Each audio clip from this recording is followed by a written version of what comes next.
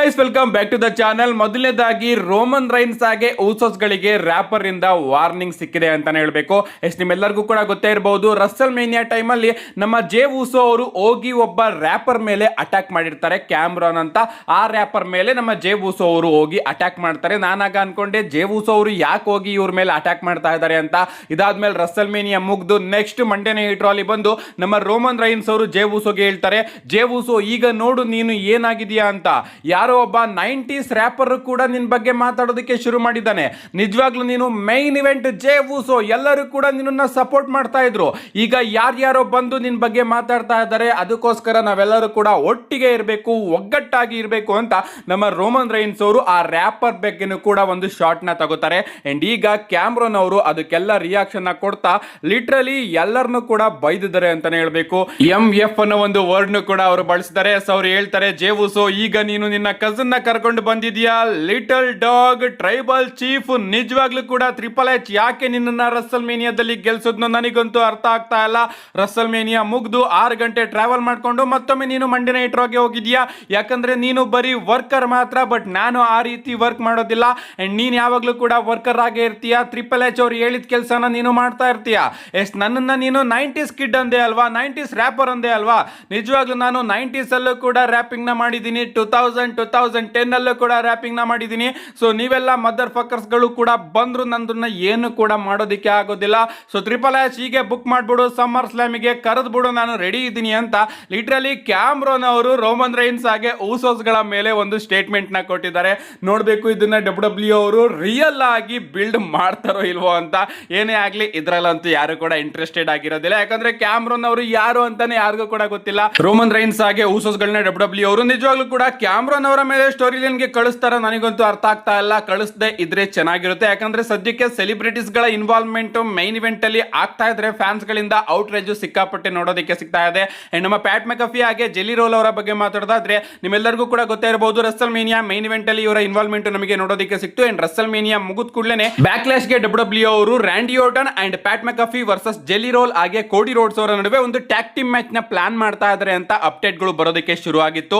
But ಈಗ WWE ಅವರು ಆ ಒಂದು ಮ್ಯಾಚ್ ನ ಕ್ಯಾನ್ಸಲ್ ಮಾಡಿದ್ದಾರೆ. ಅದಕ್ಕೆ ಮೇನ್ ರೀಸನ್ ನಮ್ಮ ಪ್ಯಾಟ್ ಮೆಕಫಿ ಹಾಗೆ ಜೆಲ್ಲಿ ರೋಲ್ ಅಂತೆ. ಯಾಕಂದ್ರೆ ಜೆಲ್ಲಿ ರೋಲ್ ಹಾಗೆ ಪ್ಯಾಟ್ ಮೆಕಫಿ ಅವರೇ ಆ ಒಂದು ಐಡಿಯಾನ ಕ್ಯಾನ್ಸಲ್ ಮಾಡೋದ್ರಂತೆ. ಇಲ್ಲ, ಫ್ಯಾನ್ಸ್ ಗಳಿಂದ ಔಟ್ರೇಜ್ ಸಿಕ್ಕಾಪಟ್ಟೆ ಸಿಗ್ತಾ ಇದೆ, ಸೊ ನಮ್ಮ ಕೆಲಸ ಇದಲ್ಲ, ನಮ್ಮ ಕೆಲಸ ನಾವು ಮಾಡ್ಕೋತೀವಿ ಅಂತ ಹೇಳ್ಬಿಟ್ಟು ನಮ್ಮ ಪ್ಯಾಟ್ ಮೆಕಫಿ ಹಾಗೆ ಜೆಲ್ಲಿ ರೋಲ್ ಇಬ್ರು ಕೂಡ WWE ಗೆ ಹೋಗಿ ಹೇಳಿದ್ರಂತೆ. ಅಂಡ್ ಅದರಿಂದಾನೆ ಪ್ರಾಬಬ್ಲಿ ನಮಗೆ ರಸಲ್ ಮೇನಿಯಾದಲ್ಲಿ ಆ ಒಂದು ಆಂಗಲ್ ನೋಡೋದಕ್ಕೆ ಸಿಕ್ಕಿತ್ತು. ಅಂಡ್ ಈಗ ಆ ಒಂದು ಟ್ಯಾಗ್ ಟೀಮ್ ಮ್ಯಾಚ್ ನ ಕೂಡ WWE ಅವರು ಕ್ಯಾನ್ಸಲ್ ಮಾಡಿದ್ದಾರೆ ಅಂತಾನೆ ಹೇಳ್ಬೇಕು. ಪ್ಯಾಟ್ ಮೆಕಫಿ ಅವರ ಕಥೆ ಅಂತೂ ಕಂಪ್ಲೀಟ್ ಆಗಿ ಮುಗಿತ್ತು. ಪಾಪ ಜೆಲ್ಲಿ ರೋಲ್ ಅವರು ಆಗಾಗ ಬಂದು ಏನೋ ಒಂದು ಇಂಟ್ರೆಸ್ಟಿಂಗ್ ಆಗಿ ಮಾಡೋಗೋರು, ಬಟ್ ಅವ್ರನ್ನು ಕೂಡ ಮೈನ್ ಇವೆಂಟ್ ಅಲ್ಲಿ ತುರ್ಕಿ WWE ಅವರು ಅವ್ರಿಗೂ ಕೂಡ ಈ ಒಂದು ಬಿಸ್ನೆಸ್ ಮೇಲೆ ಹೇಟ್ ಬರೋ ಹಂಗೆ ಮಾಡ್ಬಿಟ್ರು. ಏನೇ ಆಗ್ಲಿ ಈಗ ಬ್ಯಾಕ್ಲಾಶ್ ಅಲ್ಲಿ ಆ ಒಂದು ಟ್ಯಾಗ್ ಟೀಮ್ ಮ್ಯಾಚ್ ನಮಗೆ ನೋಡೋದಕ್ಕೆ ಸಿಗೋದಿಲ್ಲ. ಪ್ರಾಬಬ್ಲಿ ಕೋಡಿ ರೋಡ್ಸ್ ಹಾಗೆ ರ್ಯಾಂಡಿ ಆರ್ಟನ್ ಅವರ ನಡುವೆ ಸಿಂಗಲ್ಸ್ ಮ್ಯಾಚ್ ಆಗುತ್ತೆ ಅಂತ ಅನ್ಕೋತೀನಿ. ಅಂಡ್ ಕೇಳ್ಕೊತೀನಿ ಗೈಸ್, ರಿಕ್ವೆಸ್ಟ್ ಮಾಡ್ಕೋತೀನಿ, this is my humble request, Randy Orton ಅವರು ಗೆಲ್ಲಿ ಗುರು. ಈ ಬಾರಿನಾದ್ರೂ ರ್ಯಾಂಡಿ ಆರ್ಟನ್ ಅವರ ಕೈಗೆ ಚಾಂಪಿಯನ್ಶಿಪ್ ನ ಕೊಡಿ ಅಂತ ಕೇಳ್ಕೋಬೇಕು.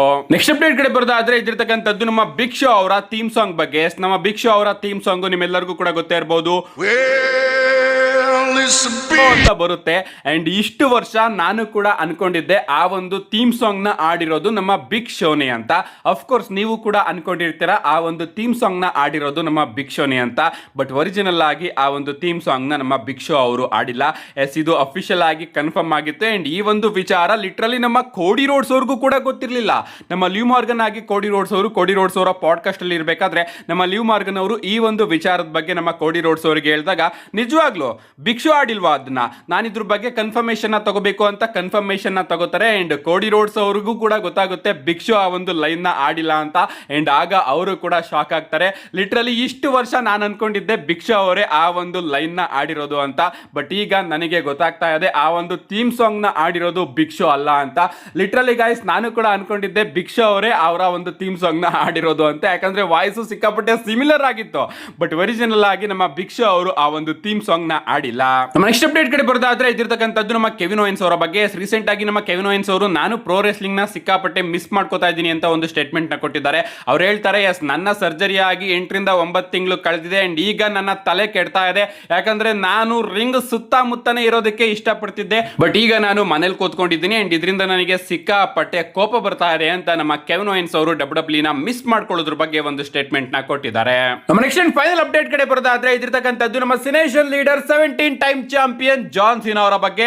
ಎಸ್ ಗೈಸ್, ಮೊನ್ನೆ ನಮ್ಮ ಜಾನ್ ಸಿನಾ ಅವರ ಬರ್ತ್ಡೇ ಇತ್ತು, ಸೊ ಲೇಟ್ ಆಗಿ ನಾನು ಜಾನ್ ಸಿನಾ ಅವರಿಗೆ ಹ್ಯಾಪಿ ಬರ್ತ್ಡೇ ನ ವಿಶ್ ಮಾಡ್ತಾ ಇದ್ದೀನಿ ಅಂಡ್ ಅವ್ರಿಗೂ ಕೂಡ ಇಂಟರ್ನೆಟ್ ಅಲ್ಲಿ ಕಾಂಪ್ಲೆಕ್ಸ್ ಅನ್ನೋರು ಹ್ಯಾಪಿ ಬರ್ತ್ಡೇ ನ ವಿಶ್ ಮಾಡ್ತಾರೆ, 45ನೇ ಹುಟ್ಟು ಹಬ್ಬದ ಶುಭಾಶಯಗಳು ಅಂತ. ಅಂಡ್ ಆ ಒಂದು ಟ್ವೀಟ್ ಗೆ ನಮ್ಮ ಜಾನ್ ಸಿನಾ ಅವರ ಕಡೆಯಿಂದ ರಿಟ್ವೀಟ್ ನಮಗೆ ನೋಡೋದಕ್ಕೆ ಸಿಗುತ್ತೆ.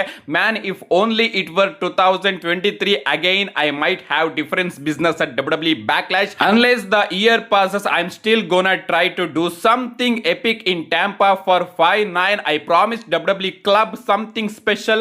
Stay tuned ಅಂತ ಒಂದು ಟ್ವೀಟ್ ನ ಮಾಡಿದ್ದಾರೆ.